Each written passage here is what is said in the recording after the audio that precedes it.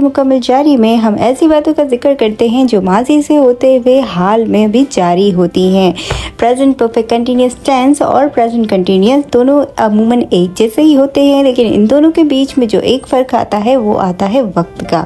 यानी कि present perfect continuous tense में हमेशा मुद्दत और वक्त की बात होती है, जबकि कंटिन्यूस टेंस में सिर्फ जारी कामों का ही जिक्र होता है। इसके जुमलों की पहचान है कि इसके जुमलों के आखिर में ता रहा, ती रहे, ते रहे या फिर रहा, रही रहे जैसे अल्फाजों का इस्तेमाल होता है। चूंकि इस टेंस में मुद्दत का जिक्र होता है, इसीलिए इसके सेंटेंसेस में सिंस और फॉर का इस्तेमाल अमूमी तौर पे होता है। सिंस का इस्तेमाल हम अनकाउंटेड मुद्दत के लिए करते हैं, जबकि फॉर का इस्तेमाल हम काउंटेड मुद्दत के लिए करते हैं। इसके फॉर्मूला है सब्जेक्ट प्लस हैज और have plus been plus verb की फोर्थ फॉर्म, यानी कि फर्स्ट फॉर्म के आगे आईएनजी लगती प्लस सिंस ये फॉर प्लस ऑब्जेक्ट।